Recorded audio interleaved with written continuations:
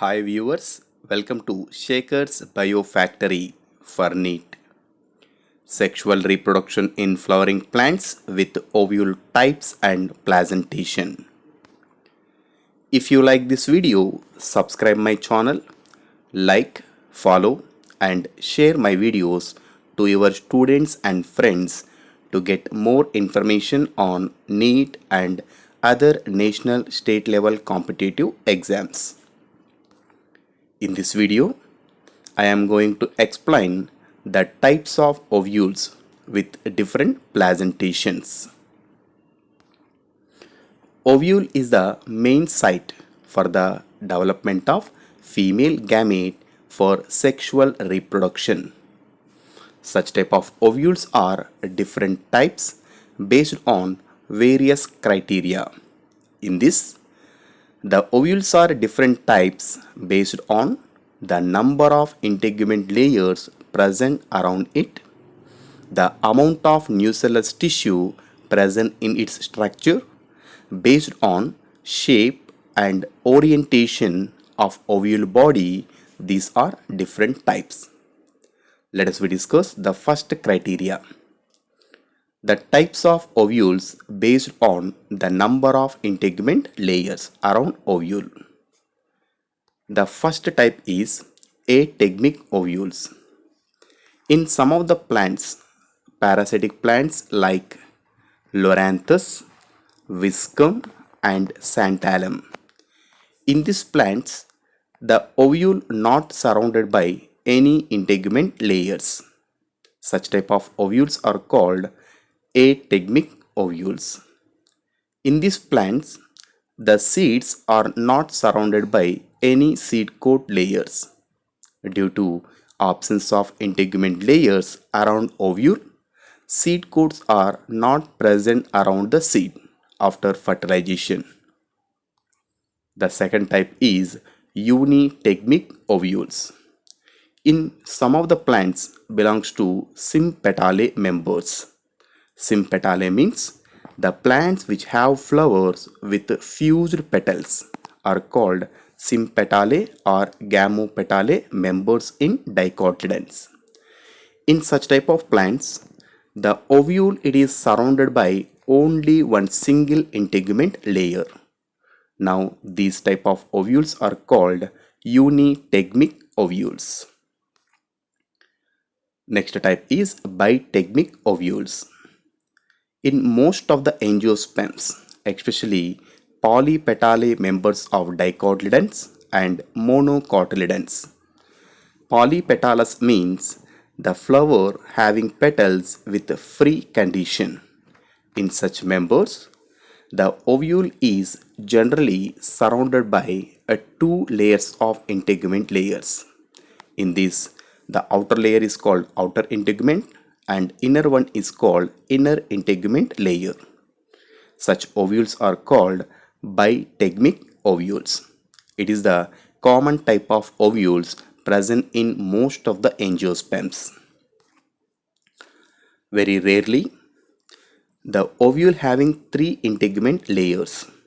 Such type of three integument layered ovules are called tritegmic ovules.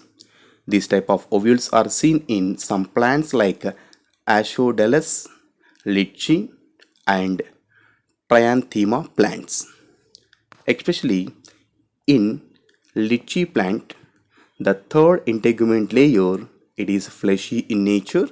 Now it is called aril. This third integument layer it is considered as outgrowth of ovule. Coming to the next criteria, the types of ovules based on the amount of nucellus tissue present in the structure of ovule. The first type is tenunucellate ovules. In these ovules, in the structure of ovule, very less amount of nucellus is present, especially these nucellus present in the form of a single layer. Now such type of ovules are called tenunucellate ovules. Example, in gamopetale members, we can observe such type of ovules. The second type is crassinucellate ovules. In this type of ovules, the ovule body contains a large amount of nucellus tissue with many layers. Now, such type of ovules are called crassinucellate ovules. These type of ovules are present in polypetale members and in monocotyledon members. Coming to third criteria, the types of ovules based on the shape and orientation of ovule body. In angiosperms, different types of ovules are present. Coming to first type, that is orthotrophous ovule or atrophous ovules. In this type of ovules, in the structure of ovule, the funicle, ovule body and micropyle, all these are present in a straight line. There is no bend or curve in the structure of ovule. Such type of ovules are called orthotrophous ovules or atrophous ovules. These type of ovules are primitive type. These ovules are seen in betel plant, piper, and one of the most important plant, that is Polygonum.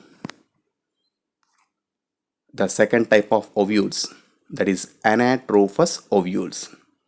These are the common type of ovules present in most of the angiosperms. Nearly 82% of angiospermic family members having such type of ovules. In this ovule, the ovule body is completely curved with 180 degrees angle. Due to this curve, the micropyle and hilum came near to each other. Now, in such type of ovules only, a raphe is present. Now, these are called anatrophous ovules. These are seen in most of the angiosperms. Nearly 82% of angiospermic plants having anatrophous ovules. Coming to third type, that is the hemianatrophous ovules. In the structure of hemianatrophous ovule, the ovule body, it bend towards the right angle side with a 90 degrees angle. We can observe 90 degrees angle in between micropyle and funicle. Such type of ovules are called hemianatrophous ovules. These ovules are seen in some plants like ranunculus and plumula. Coming to fourth type, in this type, the ovule is circled more, and also the micropyle also it shows curvature, but there is no curve in the structure of embryo sac. Now, such type of ovules are called camphylotrophous ovules. These camphylotrophous ovules are present in Leguminosae family members and in Cruciferaceae members. The fifth type of ovule is amphitrophous ovule. In the structure of amphitrophous ovule, the ovule body is completely curved. At the same time, even embryo sac present inside the ovule also, it shows curve.